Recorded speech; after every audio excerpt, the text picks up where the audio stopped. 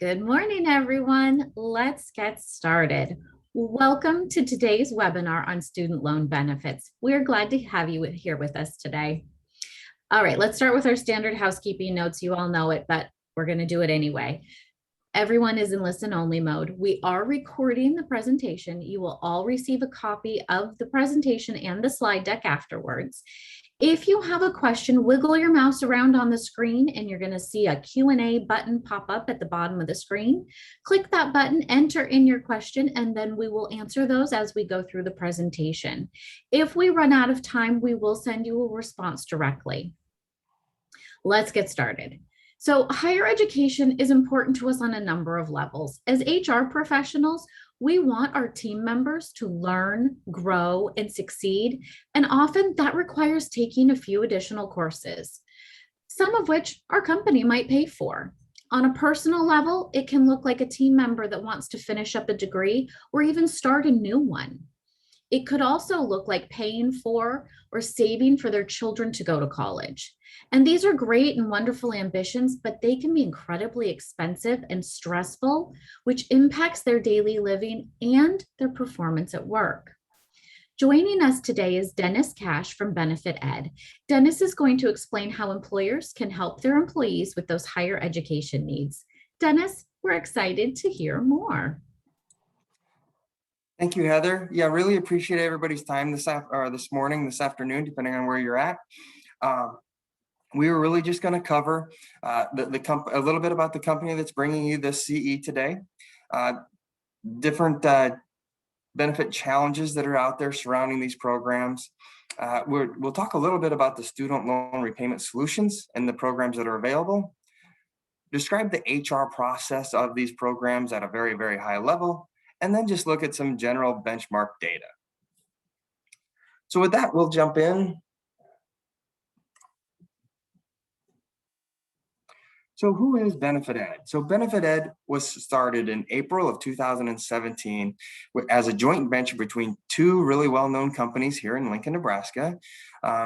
Emeritus, who is really well known for their group benefits as far as dental, vision, and hearing, and other financial benefits as far as 401k plans and just other insurances, right? They were founded in 1887, so a company that's been around a long, long time.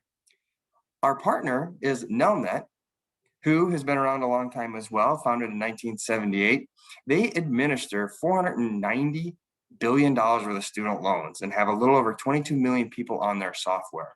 So we're really taking the benefits and the expertise and knowledge of two great companies in their space, right? Emeritus in their group benefit space and Nelnet in their student loan space, bringing that together and creating a company called Benefit Ed, which allows employers a really economical and easy solution to really help their employees pay back their student loans or go back to college to, as Heather mentioned, to maybe further their career or maybe even change career paths, but still be a benefit to your company.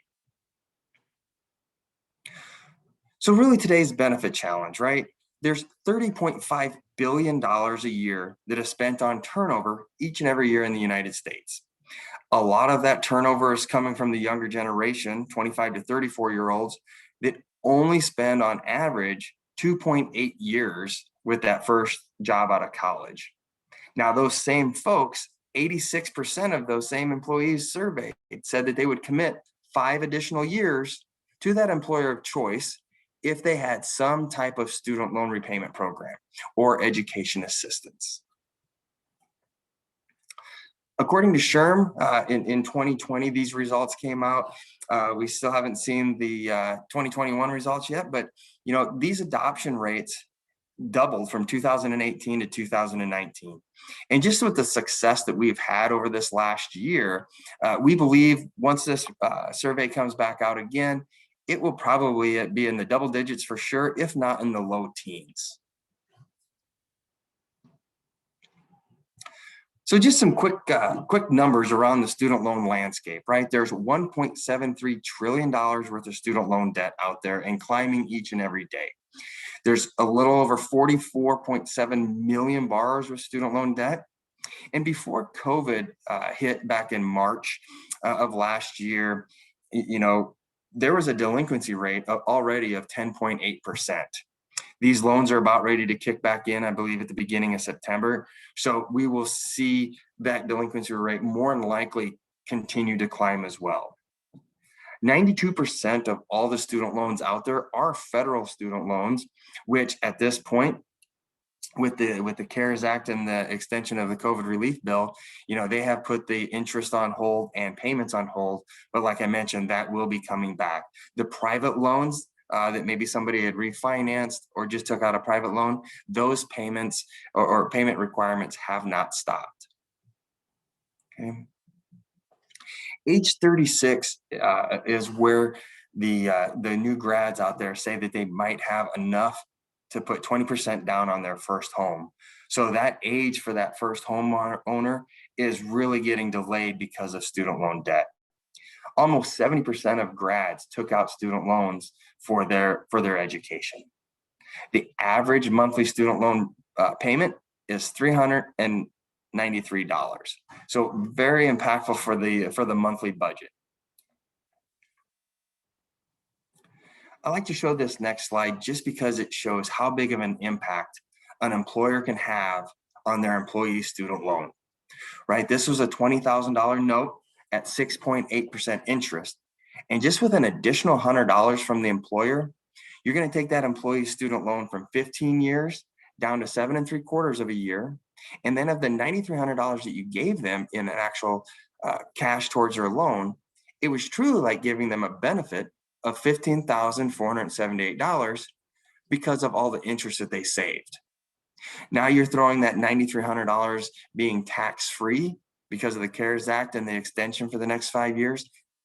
This benefit is even more valuable to that employee. Okay. It's much greater for the, as far as how this kind of works out. From the employee's perspective, before the CARES Act, that $100 would go to their student loan. However, they would have to pay the payroll taxes on that $100. So they would see a net take-home pay of a little less, right? It was really like getting a benefit of $73.70 because they had to pay the taxes on that $100 that they never saw in their paycheck. Okay, but now with it being tax-free, it is truly straight towards their student loan, and there are $0 from an impact from their net pay coming as far as their take-home pay. From an employer's perspective, right, it's a benefit as well, because when you were giving that employee that $100 towards their student loan, that was great. It was going towards their student loan, but yet you still had to pay the payroll taxes and everything associated with it because it was treated as income. So that $100 benefit was truly costing you $107.65 per person. Okay. So really where the opportunity resides is those employers out there that are trying to differentiate themselves and become an employer of choice for that younger population that may not be wooed by the traditional benefits, right? There's so many of the younger generation coming in that's not looking for medical because they might be on mom and dad's plan still, right? They're not looking at 401k plans or those employer contributions to the 401k plan because they have this large student loan debt that they're staring at in front of them. So they want to take care of that first. Okay. There are no questions. We're going to keep going and really dive into some of the different repayment solutions and programs that are out there. Okay. So the most common program that is out there is where an employer just designates a certain dollar amount for their employees and to go towards their student loan. And then some providers will also add the potential to add a 529 plan towards these programs to keep it fair, right? Because if you don't have a student loan, then you're going to say, well, that's great for those that have student loans, but what about me? And so a 529 college savings plan is a great way to keep these programs fair and everybody can participate, right? That 529 is a fund that grows tax-free. And as long as you use it for education expenses for your kids, your grandkids, nieces, nephews, or yourself, if you go back to school, you'll never have to pay the taxes on the gains of that account. Now, if you just say, I'm not going to give it to anybody or go back to school, you can take those funds, right, from your employer and just pay the taxes on the gains of that account and a small penalty, but then you can use it for whatever you would wish to. Now, that amount that employers give their employees can be the same for everyone or vary across the organization. Okay, so the most common dollar amount is typically $100, but let's say you have an outlying location that you really just can't get people to come out, and it's harder to recruit for that location. Maybe you change this benefit for that location for $200 a month, whereas everybody else in the other organizations or other locations get 100. So you have that flexibility within these programs. This particular program can also be used to do a paid time off conversion. Now, those paid time off conversion programs are taxable because you cannot offer this in lieu of an already taxable benefit. So it is a great way to get PTO balances down, but you would have to have the taxes associated with that, but it would go directly towards that student loan from that employee. Okay. So this is probably the most easiest to administer and still probably the most common out there.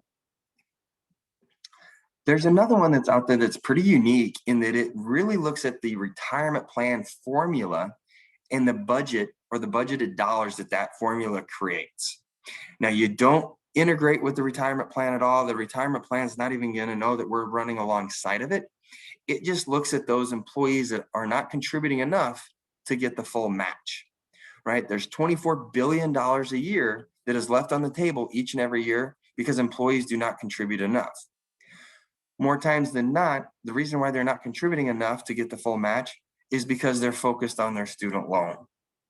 And so what's great for employers in this type of scenario is they don't really have to come up with a new budget to introduce these programs. They're just giving their employees more options to utilize the budget that's already created from that formula. Okay. So these programs work with any retirement plan that has a matching formula, and then the formula is just mirrored on the student loan repayment program side. So if somebody's not taking full advantage of that contribution into the retirement, from a separate deduction into the student loan servicer, right, that's administrating the program, they're going to have a separate deduction, and then you match that accordingly. So let's say, for an example, you have a 5% dollar for dollar matching retirement program. And in the first scenario, somebody's putting in 5% towards their retirement. So the employer is going to match that 5% just like always. And even though they may put 3% into our system, into the system for student loan repayment, there's zero company dollars moving towards that student loan because they've already maximized their 5% in the retirement. Now, in a different scenario, let's say you're not contributing anything to your retirement, you're foregoing that 5%. Well, now if you do a 5% deduction, separate deduction into the let's say the Benefit Ed program, the employer is going to match that 5%. So now it's just opening up more opportunities for that younger generation to take advantage of those benefits that are already out there. They're just unfortunately not able to take advantage of. Okay. And then in the third scenario, right, you could split this, 3% into retirement, 2% into student loan, and the employer would match those accordingly to those deductions. Okay. A separate one altogether is it takes that first scenario as far as a straight contribution program and puts a little skin in the game for the employee. So it's just a straight matching program as a percent of their salary or a flat dollar amount up to whatever limit that you want to set from a monthly basis and on a yearly basis, right? So if your program, let's say, is $100 matching program, if the employee only puts in 50, then you would only match that 50. If the employee puts in 200, you still only match that first 100. Okay. Switching gears here a little bit to tuition reimbursement programs. There's a lot of providers out there that just do student loan repayment or just do tuition reimbursement programs. A lot of employers now are looking at vendors to try to have one vendor to do both because they are both now part of Section 127 of the tax code. And it's a combination of both of those programs up to that $5,250 limit that is tax-free. Once you go above and beyond that, it becomes taxable again, right? So it helps when one vendor is administering both of these types of programs.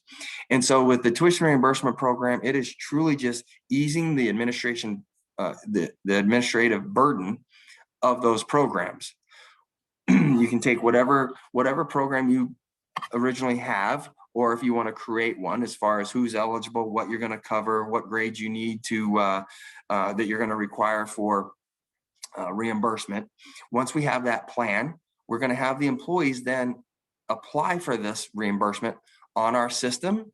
If they've met all those requirements that you as the employer have put forth, we're going to say, yes, you can go ahead and go take your classes. They'll go take their classes wherever they feel that it would best fit them, right? And then they're going to come back, upload all their information to our system. We'll verify that, yes, they did meet all those requirements. And then at that point, the employer is going to reimburse that employee for the classes that they took. Okay. So it works really well with student loan benefits, because if that employee came to you with a degree already and some student loan debt, you can help them out. Or those folks that want to go back to classes or go back to school and take some classes, you can help them out on the front end rather than the back end. And it's another way to keep it fair for more of your employees. Okay. Some of the other support solutions that you may want to look at is to see if the provider would be refinancing, right? A lot of employees may want to look at refinancing. Not everybody probably should, but we'll help them evaluate that if that is something that they want to look into.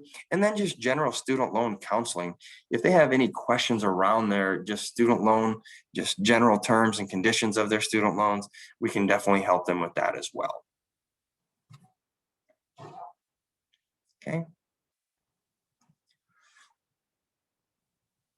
So just some quick things to consider with the programs being tax-free now. You do need to do some additional things, right? You do need a plan document that we can help you create. It's pretty simple. It doesn't get filed with anybody. It is just something that you need on record. That way you can inform your employees as such, right? As I mentioned, the maximum annual exclusion amount is $5,250 per employee per year. And there again, it is a combination of student loan repayment program dollars and also tuition reimbursement program dollars. So if you have an employee that's taking advantage of both, say $3,000 into student loan, $2,250 into tuition reimbursement, at that point, that is when any additional dollars towards that employee's loan or reimbursement is now taxable. So that is why a lot of employers will set their annual limits to $5,250. As I mentioned, the payments are not included in the income of the employee, right? So that is truly just a fringe benefit, tax-free. It goes straight to the employee's student loan. Okay. As I mentioned, the employees may not be offered the choice between education assistance and taxable compensation programs. So that's why the PTO conversion programs are still considered a taxable event. Okay. One of the other things that have changed is the student loan has to be in the employee's name and for their education. So previously, before the CARES Act and the extension, we could still make payments on those student loans that were a Parent Plus loan or a cosign note, and we still can. Those payments, though, are taxable. The only tax-free portion is if it's for the employee's education and their loan. Okay. Here again, the programs are not subject to ERISA, right? So the employer still determines who is eligible and for how much, right? The only thing that they're saying from a discrimination perspective is you cannot discriminate in favor of those highly compensated employees or those that have 5% ownership in the company. Now, those folks can still be included in the program. They just can't be taking advantage of more than 5% of the overall benefit that that the employer is allowing. Okay. Wanted to stop here. Is there any questions on any of that before we switch gears into the kind of what the HR administrative process looks at a very high level? Heather, is there anything in the Q&A section? Okay, so I've got a couple of questions for you here. If just clarifying really that on the employee choice, does the employer need to switch their 401k provider in order to offer that? Yeah, so that is a great question. The 401k plan will stay as is. You don't have to amend that program. You don't have to change your plan document. We can work with any retirement plan package that you already have that has a matching component to it. So there is no need to change that. We are just going to get the information from that 401k provider so we know what's happening in that plan, and then reconcile ours on the back end, just so we make sure that the employer never gives more than what that formula has put forth in the original plan. But great question. And then on the note of matching, so say an employer is offering a 5% match right now, and an employee wants to do 3% to their 401k and 2% to their student loan. Is that an option? Yes, that is an option. So that way they can maximize their 5%, however best fits their situation in their life at that point. Right. And so one of the great things about this, if they're already used to having 5% payroll deducted from their pay, once they're out of debt, it's that much easier and an easier transition to do the full 5% into the retirement. Okay.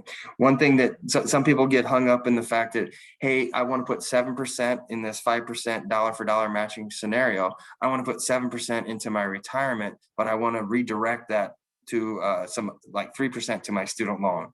And that cannot happen, right? Once you have gone above and beyond that 5% in this case, all the matching dollars from the employer has to go to the retirement plan to keep it compliant. We're only looking at those individuals that are not contributing enough to get the full match. Those are the only ones that are going to benefit from the employer putting dollars into the student loan. And are the employee deductions pre-tax? Yep. So great question. So it's only the employer dollars that are tax-free. Anything from an employee, if there's a payroll deduction piece to these programs, anything from the employee is going to be after taxes, so post-tax. So from that regard, there's a little bit of a difference there between the 401k plan, right, and the student loan. So in that case, it is a little bit different from the employee. But if they weren't taking advantage of any of those dollars, it's still a no-brainer for them to do that through the system, even though it's after taxes of their dollars, to get the company match that they weren't necessarily getting before. Okay, thank you for that. Let's look at the HR and administrative process. Awesome. Thanks, Heather. So really, typically how these programs will normally run is based off of the eligibility file that is created by the employer's requirements, right? However they have determined who is eligible, that would be uploaded to the provider's system, either manually or through a secure file transfer, okay? Once that eligibility file is uploaded, there'll be an email that goes out to all those folks, right, that were on that roster, okay? This will give them usually there's an email that is very unique to them. It'll have their employee ID tied to it. So they'll hit the enroll now button. They'll verify who they are as such, and then they're going to add their student loan information. So it's just their student loan service provider, their address, and an account number, right? That's really all that you really need from your employees. So it takes them about 2 to 3 minutes to actually enroll into these systems or into these programs. It's probably going to take them longer to go find their actual statement to where they can find their account number than to actually enroll into the platform. They will typically see a congratulatory email that they are now set up for the company's education benefits program. And at that point, they are done doing what they need to do. Now, if they want to take that a step further, a lot of providers will offer a dashboard, and this dashboard is their go-to place to look for any type of tools and resources, potentially look at a refinancing. They'll see all their previous payments that have gone through the system, and it'll also give them an opportunity to update their contribution if there is a contribution tied to their program. There'll also be with the Benefit Ed program, there'll also be links on these platforms to, if the employer is offering both student loan repayment and tuition reimbursement, it'll be their quick, easy access to that tuition reimbursement application as well. Okay. So employees will continue to enroll throughout the month. However, if they miss the deadline for that month, that's okay. They're going to be still enrolled in the program. They just may miss that first month's funding, because a lot of times the provider will have to continue their process. And a lot of times that will include, validating that, yes, they are student loans and loans that we want to pay on, and not somebody who's necessarily a motorcycle or boat loan, right? Really want to make sure that this benefit is getting towards the loans that you're directing them to. Okay. Typically, you'll have until the 20th to take people off that list at the same time, right? If somebody's no longer eligible for whatever reason, maybe they were promoted and that promotion does not allow them to take advantage of this program, you can remove them up until a certain deadline. In our case, it's the 20th.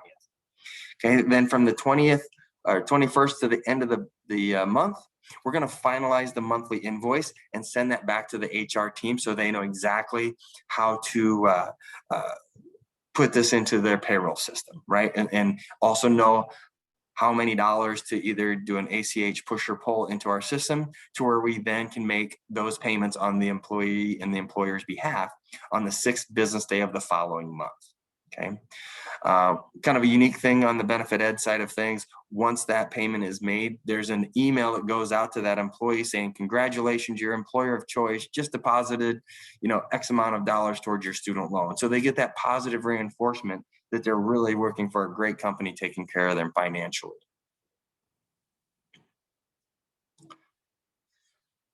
As I mentioned, there's a ton of flexibility with these programs. So there's a lot of different things to consider, right? As far as the frequency, typically the programs are done on a monthly basis, just because the payments are due on a monthly basis.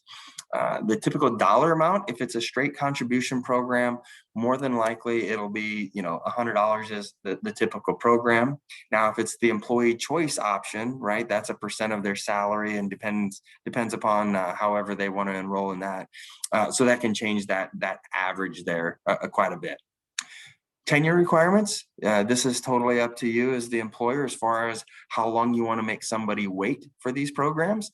A lot of employers are utilizing these for, an attraction and a retention tool, so they want to get people on them as fast as they can. But it's totally up to you as the employer as far as what you want to put from a tenure perspective. Lifetime limits, now these are still flexible as well. And if you set your program up for a $10,000 limit, and then you really like how the program is going, you can change that limit however often you would like. So you can raise that to 20,000. A lot of different things in that case as far as flexibility. Some employers say, we want to make sure if you're using the tuition reimbursement program, you're not eligible for the student loan repayment program, and vice versa. So that's another thing that you could potentially consider. One of the very popular things that a lot of employers are taking advantage of now on the straight contribution program, and then that straight matching program, is tiering the opportunity to where it gets more and more lucrative the longer that person stays, right? So it's a very unique program that can escalate or be tiered at any dollar amount and at any time frame increments, right? So a couple of employer groups said, hey, we know that if we keep somebody at after the 6th month mark, they're more likely to stick around. So they're developing their program to where it starts out at $100. After the first 6 months, it jumps to $200. One of my employer groups said that they wanted to flip the table and give everybody the dollars up front, and then tier it down as the longer they stay, maybe just trying to utilize it as almost like a signing bonus, but making sure it goes towards student loans instead. You always have the option too, if somebody happens to be on probation, you can remove them from receiving any benefits until they get off that probation. Okay. One of an early case study that we did with one of our employer groups, they introduced a $50 benefit to just their call center. And within the first 9 months, they saw an 8% reduction in their turnover number, right? With their onboarding and recruiting costs, they equated that to 155% return on their investment.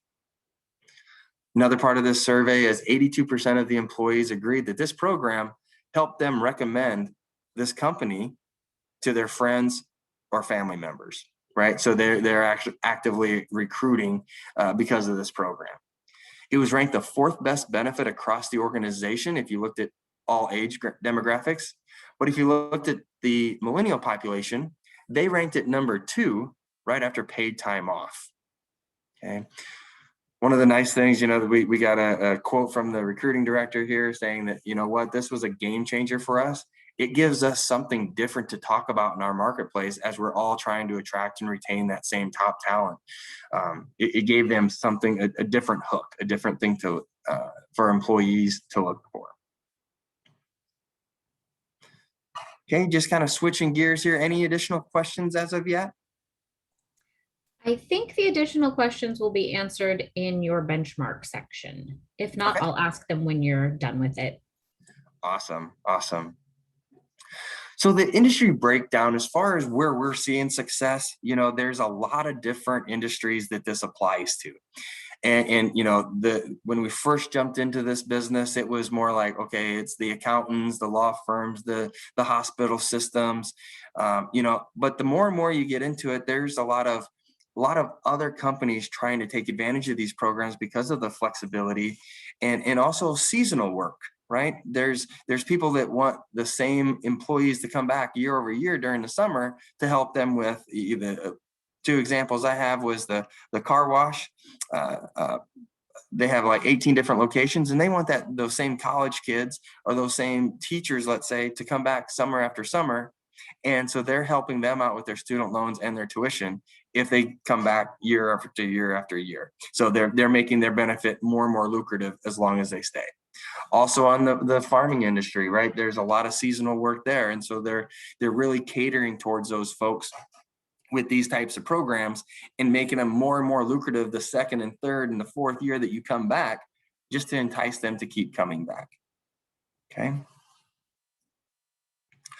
We do have a lot of different states so far that we're in. We're adding more and more each and every day. So that's exciting to see. We're got a big goal as far as to getting these programs nationwide. As I mentioned, the student loan repayment programs and 529 plans are a great combination, right? If you want to keep it fair, and about 30% of our clients do just that, right? They offer a 529 plan contribution and then also a student loan repayment program. Okay. The only difference between those two now, right, is the student loan repayment program is a tax-free contribution, whereas the 529 employer contribution is a taxable program. So in that regard, it's a little different. But 2% of our clients also use just the 529 plan and use our platform to administer that. Okay. Kind of the breakdown as far as popularity goes is the straight contribution is what we call that employer funded. 67% of our clients do that. And then the next one is employee choice at 21%. And I would say that one continues to grow. If I were to update this for the last 4 months or so, employee choice would be taking more and more of this, more and more piece of this pie.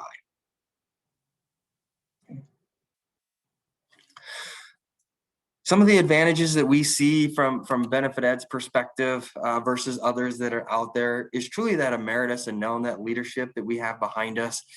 Very, very fiscal responsible companies, been around a long time, and really taking the knowledge and expertise of both companies as far as group benefits and then student loan space. The plans are very, very customizable. Even within the 3 different vehicles that you would choose from a student loan repayment program, there's still a lot of customization that can go into each one of those. We probably have the most comprehensive product line as far as the straight contribution program, the matching program, our employee choice program that we call that that works with the retirement plan, our tuition reimbursement programs that we can administer, and then also that 529 piece, keeping those other programs fair. No upfront service fees. We truly only have an enrollment fee per person. So there's not a lot of big setup fees to roll these programs out. And then we really pride ourselves on, once that implementation is being done, that those folks that helped you get implemented also become your account managers, right? And then you would always have the support of the local Meritus rep, because they are our reps for the Benefit Ed product, along with their other product lines. And then you'd always have myself as well, along with the implementation team.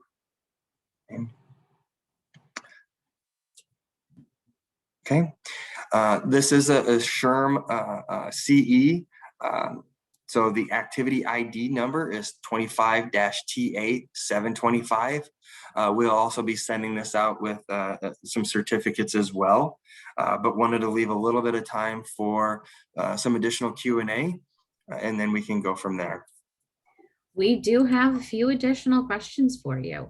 So on the note of pricing and size and benchmark data, what is the smallest size employer group where you would typically use this?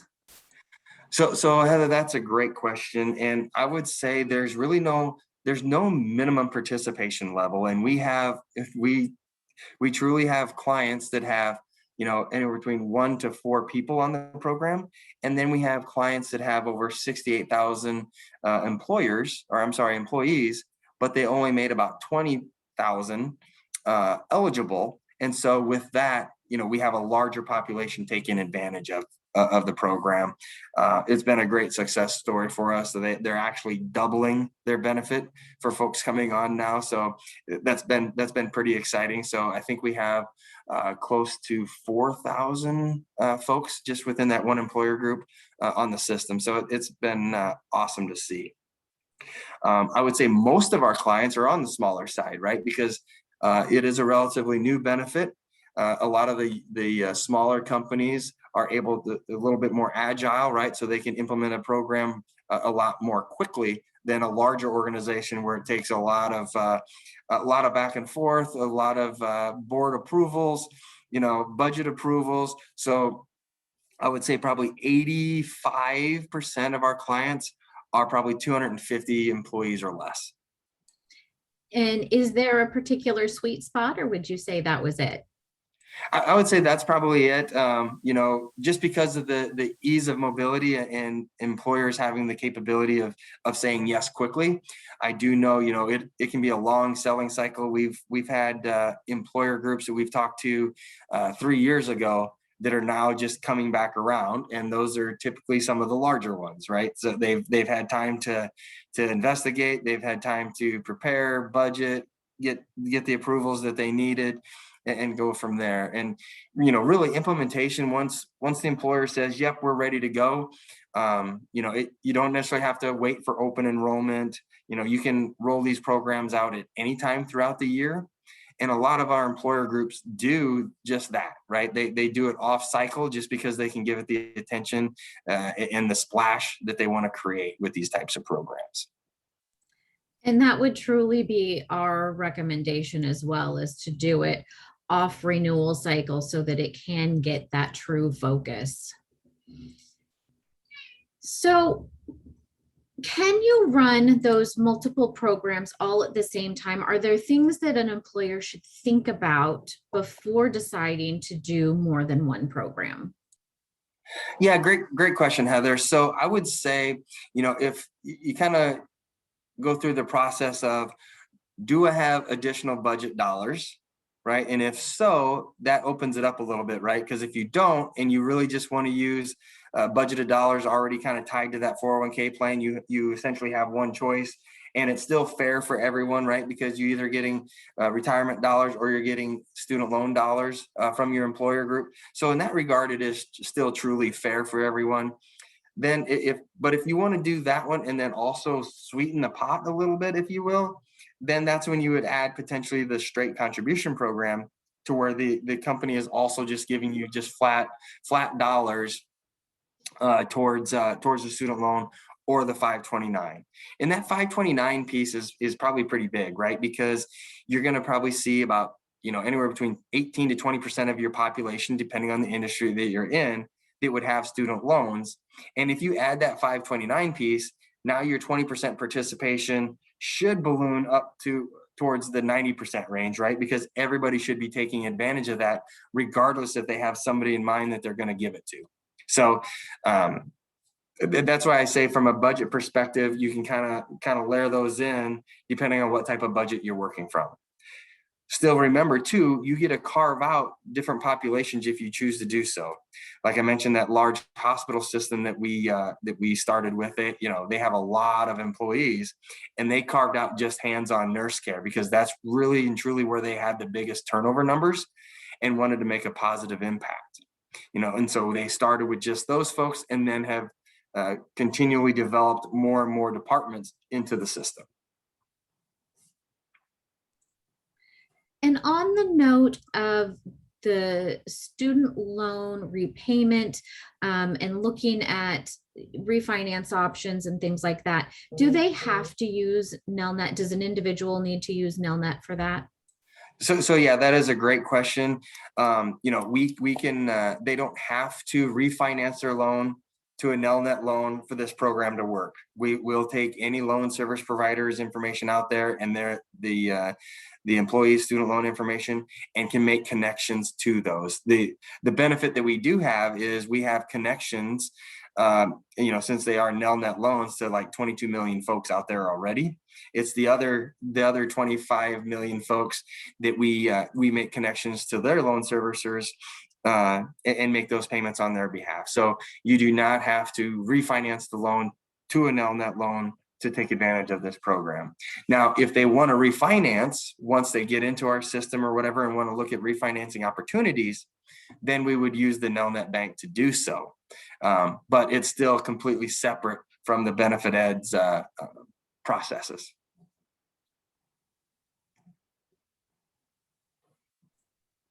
Okay, I think that is it for our questions. Is there anything else that you feel we should know before we wrap up today?